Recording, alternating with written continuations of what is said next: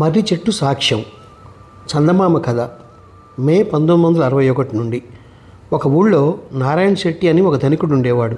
ఆయన ఒకనాడు దూర గ్రామం పోతుండగా దారిలో కోటయ్య అనే గ్రామస్తుడు ఎదురుపడి, బాబు శెట్టిగారు, ఇల్లంతా కూలిపోయింది, తొలకరిలోపుగా బాగు చేయించుకోకపోతే నేను పిల్లలు ఏ చెట్టు కిందనైనా నిలబడాల్సిందే, 200 రూపాయలు ఇప్పించారా, ధాన్యం అమ్మగానే మీ బాకీ తీర్చేస్తాను అని ప్రాధేయపడ్డాడు. నారాయణ శెట్టి మెత్తని మనిషి. కోటయ్య మాట తీసేయలేక దగ్గర ఉన్న సొమ్ములో నుంచి 200 తీసి ఇచ్చాడు. కోటయ్య అనుకున్న ప్రకారం ఆ బాకీ తీర్చలేదు. ఒక పంట చెల్లిపోయింది, ఇంకో పంట కూడా వచ్చేసింది. ఒకనాడు శెట్టి కోటయ్యతో మంచిగా, ఏం కోటయ్య, ఆ బాకీ చెల్లు వేయకనే పోతివి, ఏడాది వెళ్ళి 2వ ఏడు కూడా జరుగుతుంది కదా అన్నాడు. బాకీ ఏమిటి అన్నాడు కోటయ్య ఆశ్చర్యంగా. ఇల్లు బాగు చేయించుకుంటానని ఆ ఏడు వేసవిలో 200 పుచ్చుకుంటివే, జ్ఞాపకం లేనట్లు మాట్లాడతావేమన్నాడు శెట్టి. నేను ఒకవేళ మర్చిపోయినా మీ దగ్గర పత్రం ఉంటుందిగా, అది పంపించండి, చెల్లు వేస్తాను అన్నాడు కోటయ్య. తాను పత్రం రాసి ఇవ్వని మాట తెలిసి ఉండే ఉంటుంది.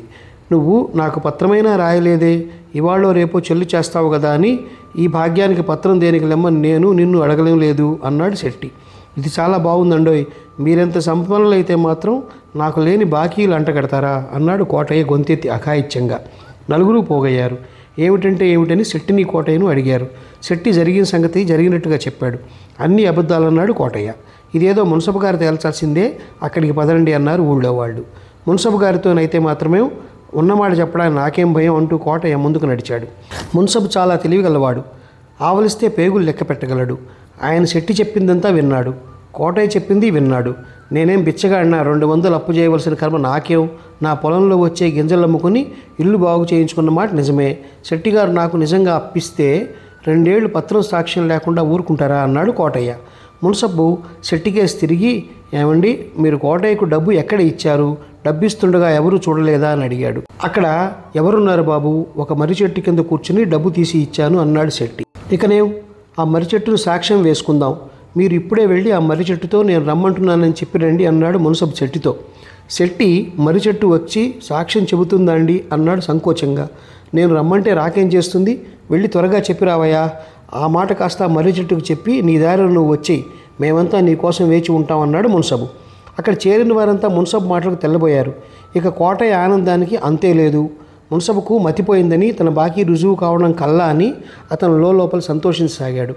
కొద్దిసేపు గడవనిచ్చి మున్సబు తొందరలో ఉన్నవాడల్లే, ఏం కోటయ్య, శెట్టి ఈ పాటికి అక్కడికి చేరి ఉంటాడంటావా అని అడిగాడు. అబ్బే, అప్పుడేనా అండి, అది కోసున్నర దూరంలో ఉంది, అదీ కాక వాన కురిసింది కదా, ఆ చెరువు గట్టు దారి బురద, అయినా అక్కడ ఉండే మర్రి చెట్లలో అసలు దాన్ని పోల్చడమే ఎంతో కష్టం అవుతుంది అన్నాడు కోటయ్య. మున్సబు చేతికర్రతో కోటయ్య వీపు మీద ఒకడు కొట్టి, దొంగ వెధవా, శెట్టి నీకు ఏ చెట్టు కింద డబ్బిచ్చాడో కూడా తెలుసు అన్నమాట అన్నాడు. మున్సబు యుక్తికి అందరూ ముగ్ధులయ్యారు. కోటయ్య బాకీ ఒప్పుకుని శెట్టికి వడ్డీతో సహా సొమ్ము చెల్లించుకున్నాడు. సొమ్ము పోగా కోటయ్యకు ఊళ్ళో తలెత్తుకు తిరగడానికి కూడా లేకుండా పోయింది.